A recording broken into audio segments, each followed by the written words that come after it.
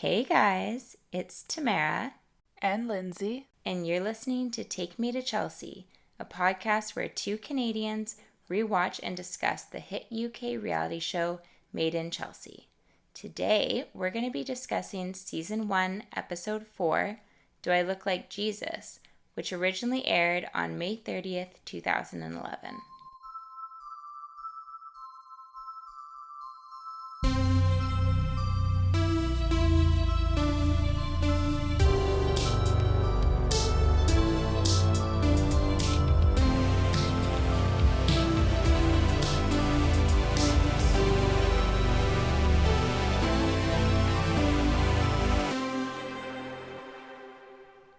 So, you know what I was thinking about the other day? Another day in lockdown. I was thinking about when we were in Chelsea and we'd got up early in the morning to walk to the Bluebird, and it was beautiful and it was sunny out and we were so happy to be in Chelsea. Chilly. And we had all bundled up and we got tea to keep warm, but we were just oh, this is a life. To give you listeners an idea of what we're talking about, when we went in 2016, so 3 years after we started watching the show, we had this idea we have to go to Chelsea, and we'd planned this Europe trip already, but we went all the way to London from Toronto. I guess it's not that far. It's kind of like just crossing Canada again, but we went to London and we had to do all the MIC hotspots. So we went to Goat, we went to the Bluebird. We went to Battersea Park. I feel like they shoot sometimes in Battersea.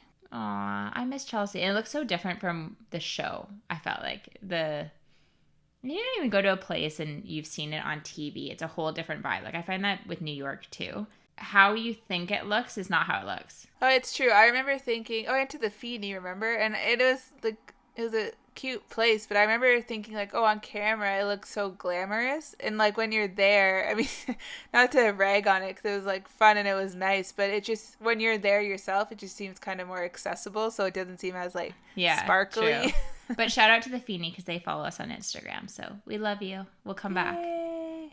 Yeah, I actually did really like their patio. We had Aperol spritzes, I remember. Oh my gosh, and champagne, didn't we? Yeah, that was round 2.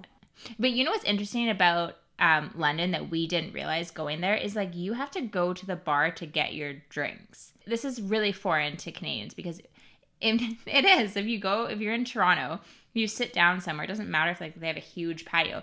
Someone will come to you and bring stuff and bring menus and offer you a drink. Whereas we kind of sat there in the Feeney for a little bit and just kind of looked around are people just ignoring us? Why hasn't someone come and serve us? And then I think a waiter came by and was oh, are you going to get a drink at the bar?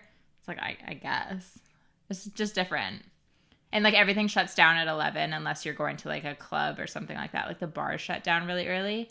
Whereas in Toronto and Montreal when we lived there, we wouldn't leave till midnight or 1 a.m. to get to the bar. Or 3 a.m. back to get to the bar, yeah. Oh, to get to the bar. This is very different, but yeah. Love Chelsea. Definitely would go back. Okay, Linz, do you want to give us our synopsis for this week? Caggie, Rosie, and Millie make somewhat of an awkward effort to befriend Funda, while Spencer organizes a boys' poker night. Francis is invited, but only if he agrees to bring his beautiful intern Agni. Spencer's bad boyfriend behavior extends even further when he argues with Funda about her dancing career. Meanwhile, Hugo and Millie go on their first date, continuing their flirtation, despite the fact that he also seems to be interested in Rosie. Ever reserved, Rosie waits in the wings. After their dramatic breakup, Ollie is finally able to admit the real reason he ended his relationship with Gabby. But will she accept it? Okay, let's pop the champagne. Okay, so I kind of want to start off by talking about Agni and Francis and the further development, if you can call it that, of this storyline. Last time we saw him act very inappropriately with her considering she's his employee, and now we see him extending that to essentially his group of friends.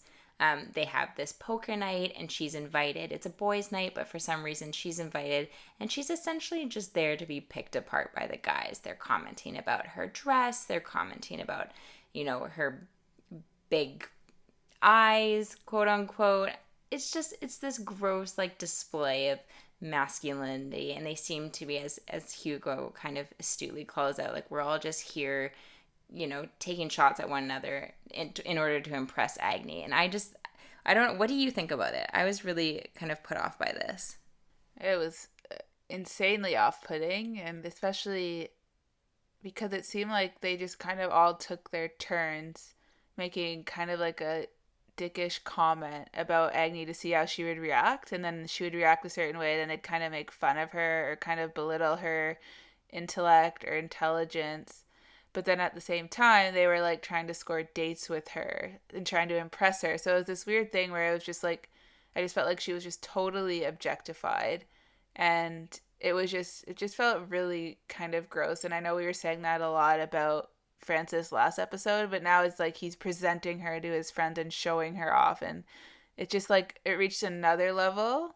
And I really wonder how she felt during this.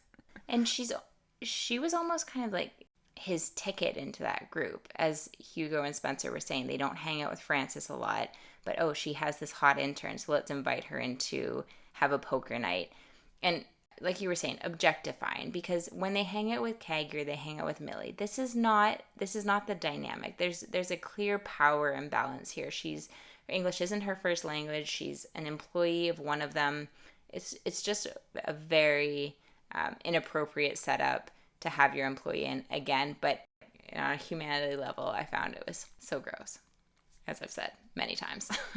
I kind of feel like this is going to continue, unfortunately, for the season. So I guess we just have to see where it goes from here in terms of, is it going to get any better, or is this whole setup just going to keep playing out every episode, because I am not here for that. So while the boys are having their inappropriate poker night with Agni, the girls have actually invited Funda for brunch to try to smooth things over, get to know her better. Yeah, and when I first saw this, I thought it was really nice of them. I thought that was really inviting.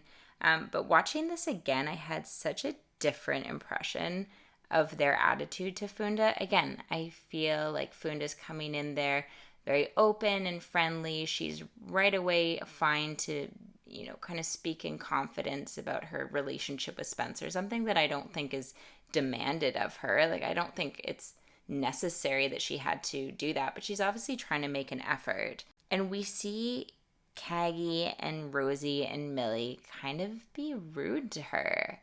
I got this overall impression that it was kind of catty. Yeah, it seemed very passive aggressive. They would ask Funda, oh, what do you do to keep it spicy? And then when she would play along, like you said, like she was being a good sport about it, they seemed to like judge her for it. So judgmental. Yeah, I'm kind of leaning towards, well, just how it is, especially considering the scene that we see with Rosie and Hugo later. Like, she is not part of their club, and I don't know if it's because she's not a Chelsea girl or whatever it is. If it comes down to that, I don't know, but she doesn't seem like she's one of them, and they're not letting her in. It honestly reminded me of Francis and the boys and Agni.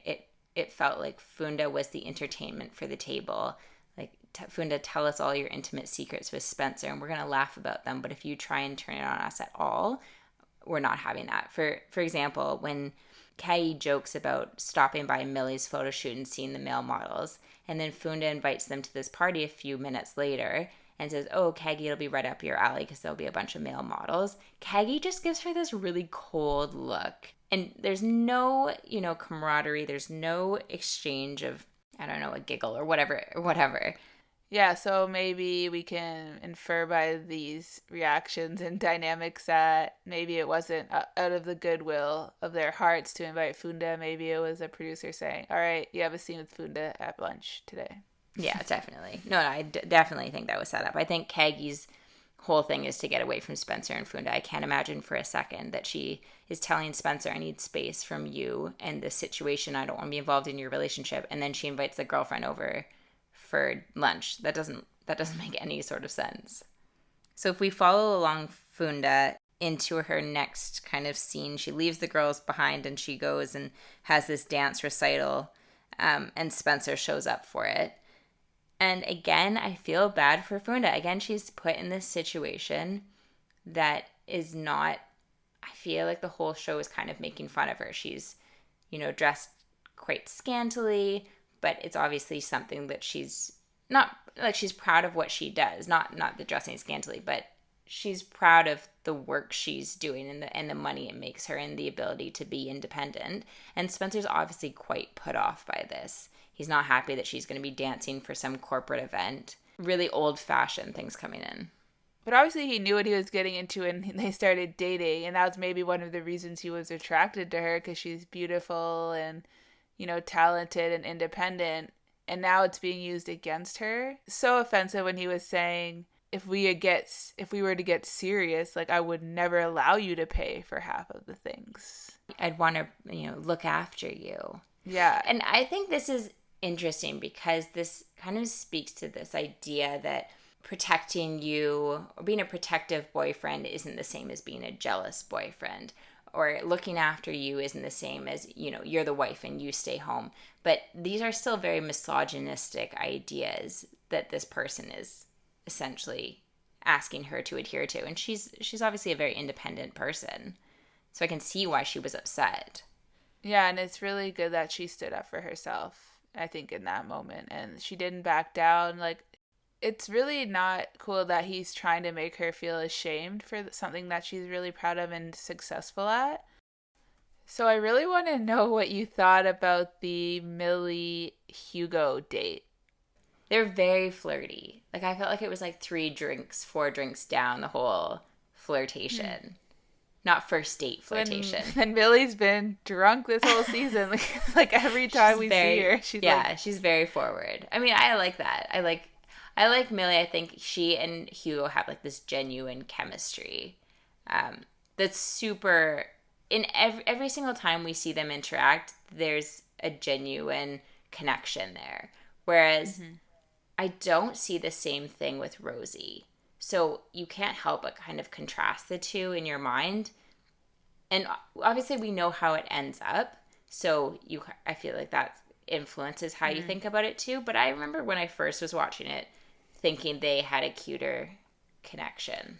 I think you're definitely biased. I'm biased, yeah. I think I almost am off-put by Hugo's behavior towards Millie in these early episodes, because I feel like he goes to her for like sexual release, or you know what I mean? Like, he kind of plays into that side where he's like, oh, you're like so beautiful, you're dressing so provocative. He's like, it's making me hot under the collar. Yeah. Millie's really easy to do that with because she gives it right back. But I don't feel like he takes her seriously, and he always downplays his like potential connection with her. He always downplays it, but then when he's with her, he's happy to make out, of course, because she's like stunning. But it kind of makes... But maybe that's why they work, is because he doesn't take her as seriously, so he can be more himself and they can forge that connection. Whereas with Rosie, I feel like it's much more like there's a consciousness there that what he says is more thoughtful. And I think because of that, there's not the ability to kind of joke around as freely. Even when Rosie and Hugo are on, I guess they're out for drinks or something like that in the middle of the afternoon, and he's showing her that video of Funda. They're both so judgy because I feel like that's what they expect of one another. But I don't know that that's all of Hugo, and I feel like Millie kind of brings out a different side of him that is more fun-loving. There's definitely a chemistry there. Even though I definitely agree with you. I think he's very sexual with her, and I think it's not necessarily fitting for where they are in their relationship, so maybe that speaks to how he views her. But I think despite his best efforts and despite what he thinks he should be doing, which is maybe dating someone like Rosie, he's drawn to Millie. You're just put off by the sexual connotation of everything he says. I'm put off by how he talks about her and how all of their interactions have been to this point.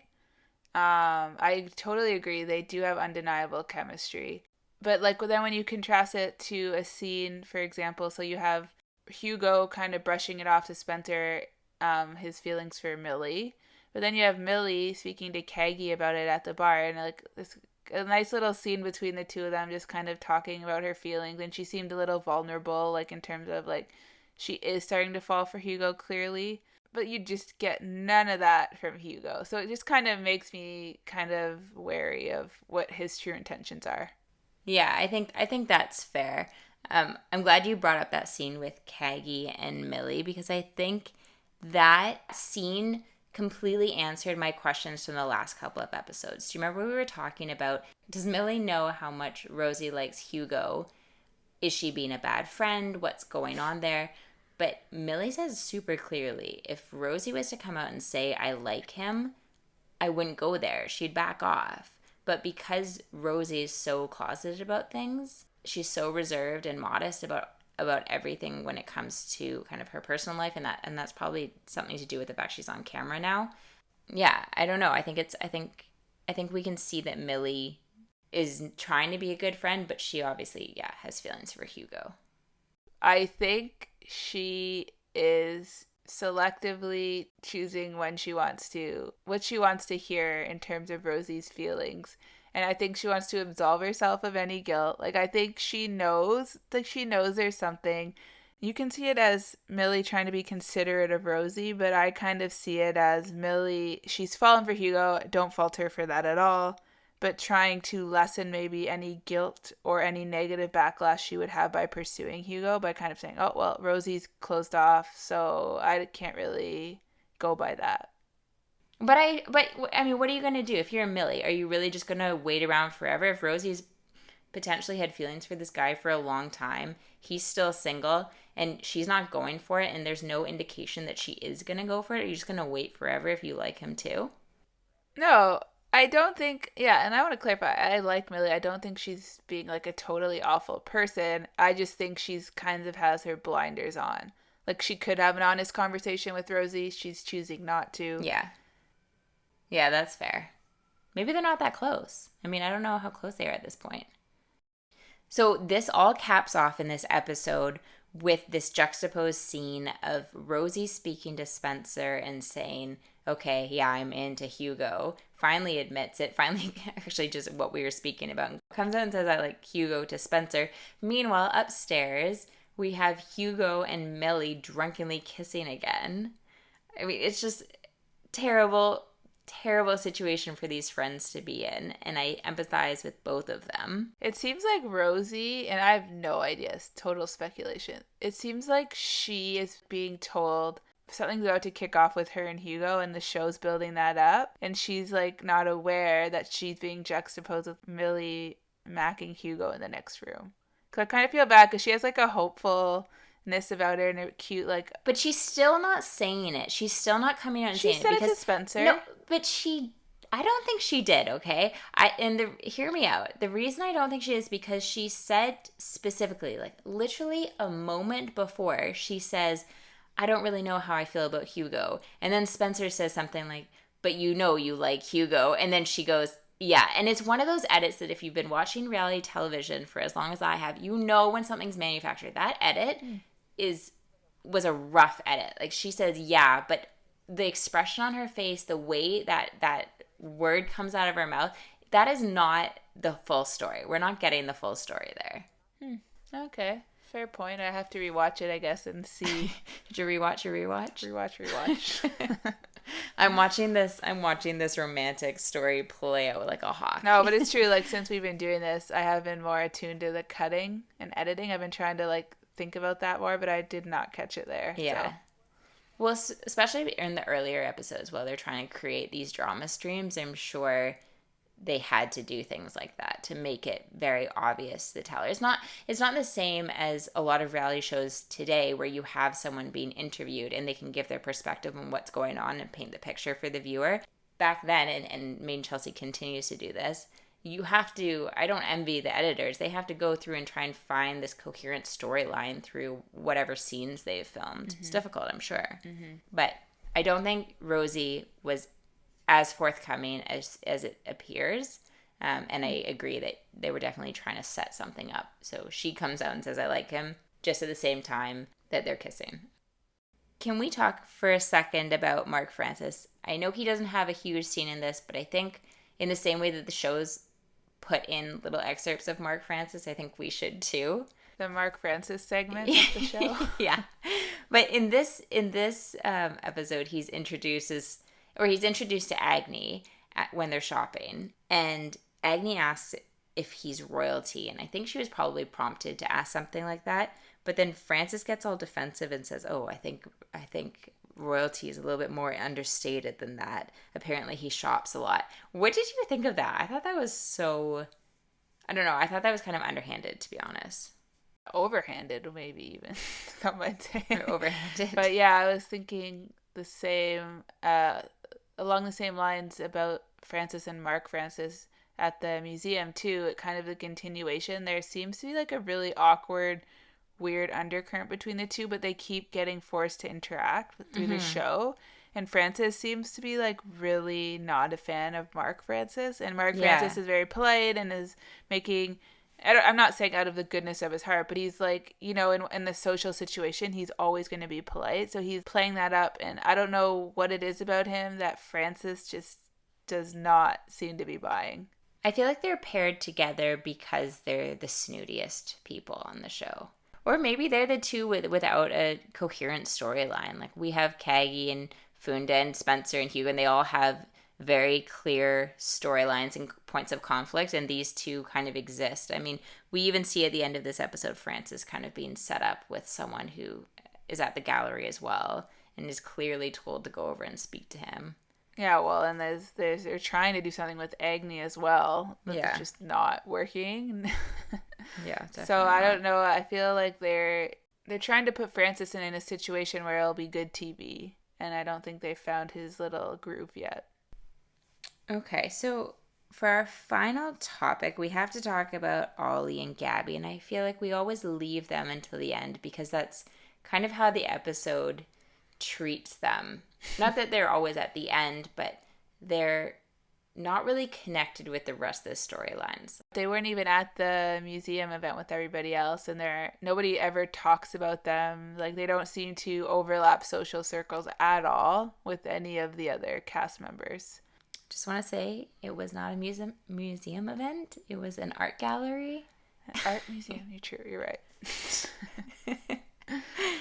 Okay, so obviously Ollie he admits to Binky in this episode that he's bisexual, and Binky, I think, speaks for all of us when she says, I've known this for some time. And it is a really big moment. Like, I know maybe it doesn't seem as much now, and because we all know, like, how... No, it's a huge moment. That's a huge moment in someone's life to come out. Yeah, and it seems like both times he came out to both Binky and Gabby at the end, you could tell it was, like, a huge deal to him, and he didn't quite know how to vocalize it, and it was, like, he's been thinking about it for so long, and he knows he's on TV... And he has to, make this public declaration. And, it's a very brave thing to do, I think. Yeah, no, definitely very brave. And I felt bad for him, too, because he kind of throws in this last line with Binky. He says it's the cheap equivalent of the gay best friend.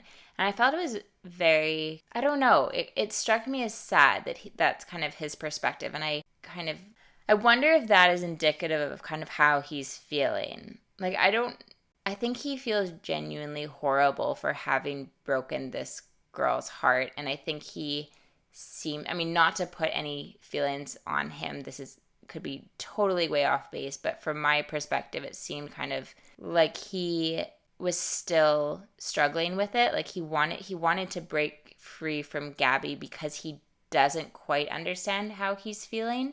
And he needs the space to explore that.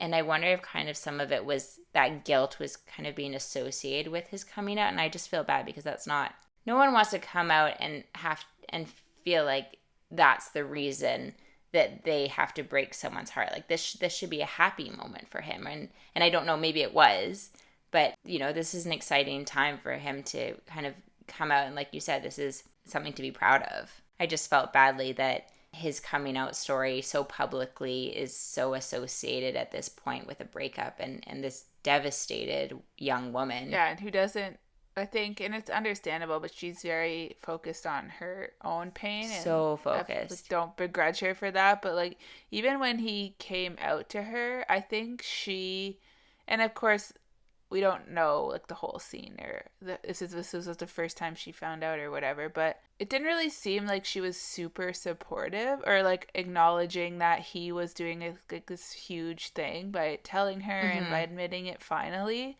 She kind of downplayed it, and with her singing the song, just seems like she's really focused on her pain and her inner, Mm-hmm. struggle to deal with this, and maybe not putting some focus where it should be, which is on Ollie's pain too.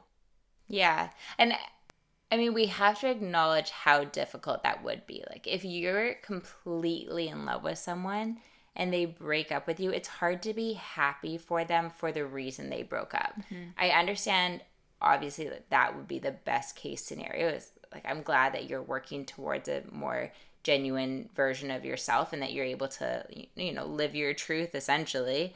But I don't know that that would be the gut instinct when you've just had your heart absolutely destroyed by someone that you're desperately, desperately in love with, to be like, oh, I'm so happy for you.